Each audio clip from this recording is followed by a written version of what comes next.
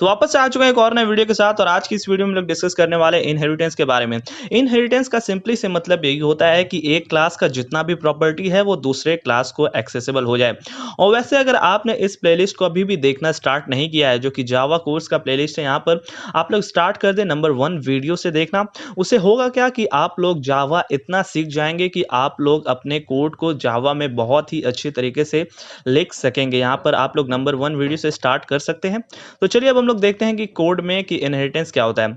जैसा कि मैंने आप लोगों को कहा कि इनहेरिटेंस का मतलब यही होता है कि एक क्लास का जितना भी प्रॉपर्टी है वो दूसरे क्लास को एक्सेसिबल हो जाए। जैसे कि यहाँ पर in1 एक क्लास है। मैं चाहता हूं कि इसके अंदर जो जो मैंने कोड लिखा है वो सारा इस in2 क्लास के अंदर हो जाए। तो उसी के लिए मैं यहाँ पर क्या करूंगा, इनहेरिटेंस का इस्तेमाल करने वाला हूँ। अब आप यहाँ पर देख रहे होंगे कि क्लास जो in1 है उसके अंदर दो वेरिएबल है a b, ठीक है। और उसके अंदर एक मेथड है जिसके अंदर system.out.println और यहाँ पर पेरेंट क्लास रेडी और यहाँ पर प्लस ए करके ए का जो वैल्यू वो यहाँ पर प्रिंट करवाया गया। और यहाँ पर उसी तरीके से यहाँ पर in2 एक क्लास है, लेकिन इसके बाद कुछ और लिखा हुआ है। यहाँ पर लिखा हुआ है एक्सटेंड्स in1। इसका मतलब ये हुआ कि ये जो in2 है वो इसका चाइल्ड क्लास हो जाएगा। यानी कि ये जो आपका in1 का अंदर जो भी प्रॉपर्टी जैसे कि ये वेरिएबल सब ये फिर ये मेथड जितना भी है वो सारा इसके अंदर एक्सेसिबल हो जाएगा। यानी कि अगर आप in2 के ऑब्जेक्ट को क्रिएट अगर करते हैं तो क्या होगा कि आपको ए बी वेरिएबल भी मिल जाएगा और यह मेथड भी मिल जाएगा। आप ए बी के वैल्यू को सेट कर सकते हैं, फिर प्रिंट in जो मेथड यहाँ पर बनाया गया उसको आप कॉल कर सकते हैं। इसका यही मतलब है। उसके लिए आपको क्या करना पड़ेगा, यहाँ पर लिखना होगा एक्सटेंड्स कीवर्ड को लिखना पड़ेगा। उसके बाद आपको क्लास का नेम लिखना होगा। यहाँ पर एक ही क्लास है, आप चाहें तो और भी क्लास बना सकते हैं और उसको आप एक्सटेंड कर सकते हैं। लेकिन आपको ध्यान एक चीज रखना है ये कि एक क्लास सिर्फ एक ही क्लास को एक्सटेंड कर सकता है। जैसे कि मैंने यहाँ पर in2 एक्सटेंड्स 1 किया, यानी कि जो in1 है वो एक ही क्लास का चाइल्ड होना चाहिए। यहाँ पर in1, in2, in3, in4 इस तरह से आप नहीं कर सकते हैं। आपका एक क्लास सिर्फ एक ही क्लास का चाइल्ड क्लास होगा। यहाँ पर जो भी क्लास को एक्सटेंड किया जाता है, यानी कि यहाँ पर in2 यहाँ पर क्या हो गया, यहाँ पर सब क्लास हो गया। ये क्या कर रहा है कि in1 के अंदर जितना भी प्रॉपर्टी है इसको ले रहा है, तो ये क्या हो जाएगा, सब क्लास इसको कहेंगे। और प्रॉपर्टी जिससे लिया जा रहा है उसको यहाँ पर क्या कहेंगे, सुपर क्लास। in1 क्या हो गया, सुपर क्लास, in2 क्या हो गया, पेरेंट क्लास। तो आपको ये समझ में आ गया। और इसके अंदर जितना ही प्रॉपर्टी है वो तो in2 का एक्सेसिबल रहेगा। in2 का जो भी ऑब्जेक्ट बनेगा उसको तो x वाला जो वेरिएबल है, फिर उसके अंदर ये जो मेथड है, ये सब तो एक्सेसिबल रहेगा। उसके साथ साथ ये वाला भी एक्सेसिबल हो जाएगा। अगर ऐसा हम लोग क्यों कर रहे हैं, अब आप सोच रहे हैं कि ऐसा हम लोग क्यों कर रहे हैं, हम लोग ये वाला कोड को लाने क्या जरूर, हम लोग यहाँ पर कॉपी पेस्ट भी तो मार सकते हैं। तो यहाँ पर होगा क्या, अगर आप कॉपी पेस्ट मारते हैं तो फाइल का साइज बेकार में बढ़ेगा। आप चाहते तो इसको कॉपी पेस्ट मार कर यहाँ पर ला सकते थे, तो यहाँ पर उससे फाइल का साइज बढ़ेगा। और फिर यहाँ पर कन्वीनियंस जो होता है एक तरह से कोड अच्छे तरीके से लिखना, जितना शॉर्ट हो सके उतना शॉर्ट में लिखना, तो वो चीज़ यहाँ पर नहीं हो पाएगा। तो आपको ये समझ में आ गया। अब मैं आप लोगों को दिखाता हूँ कि यहाँ पर होगा क्या।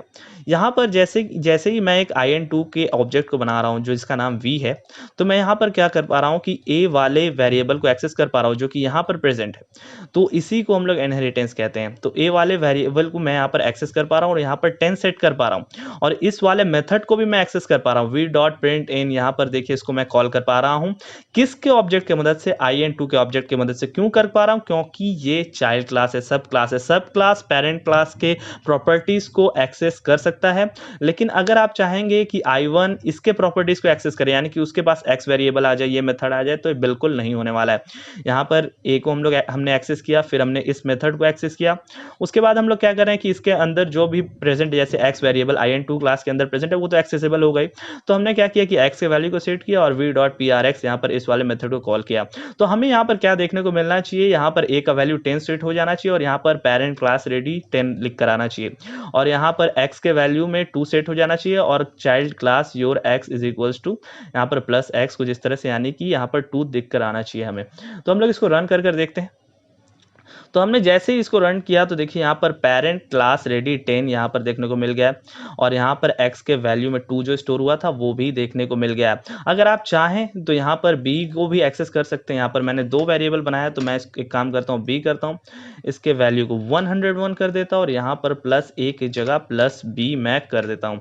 वापस से रन करते हैं तो देखते हैं कि यहाँ पर b के वैल्यू को हम लोग देख पा रहे हैं कि देखिए 101 हम लोग को देखने को मिल रहा है। अब मैं एक चीज और आपको दिखाता हूँ, अगर मैं पेरेंट क्लास से ये x को एक्सेस करने का कोशिश करूंगा तो क्या होगा। मैं यहाँ पर in2 को हटाकर in1 करता हूँ, फिर यहाँ पर in2 को हटाकर in1 करता हूँ और अब देखिए यहाँ पर एरर दिखाने लग गया। ये तो ठीक है, ये जो b को हमने एक्सेस किया, इस मेथड को एक्सेस किया, ये तो इस क्लास के अंदर ही था तो यहाँ पर इसको हम लोग एक्सेस कर पा रहे थे। लेकिन क्या हुआ कि ये वाला जितना भी चीज है जो कि in2 के अंदर प्रेजेंट है उसको हम लोग एक्सेस नहीं कर सकते। यानी कि आपको समझ में आ गया कि पेरेंट क्लास जो है यानी कि सुपर क्लास जो है वो चाइल्ड क्लास के प्रॉपर्टीज को एक्सेस नहीं कर सकता, लेकिन चाइल्ड क्लास है जो एक्सटेंड्स कीवर्ड जिसके साथ लिखा रहेगा वो एक्सेस कर सकता है अपने पेरेंट क्लास के प्रॉपर्टीज को।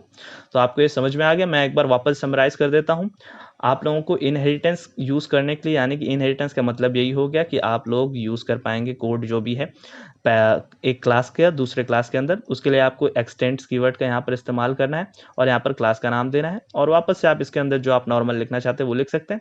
लेकिन इससे होगा क्या कि आप जब भी ऑब्जेक्ट बनाएंगे in2 का तो इसके अंदर आप इसको भी एक्सेस कर पाएंगे। तो अगर आपने प्लेलिस्ट को अभी तक एक्सेस नहीं किया तो प्लेलिस्ट को एक्सेस कर लीजिएगा। चैनल को सब्सक्राइब नहीं किया तो चैनल को भी सब्सक्राइब कर दीजिएगा। मिलते हैं इसकी नेक्स्ट वाली वीडियो में, तब तक के लिए।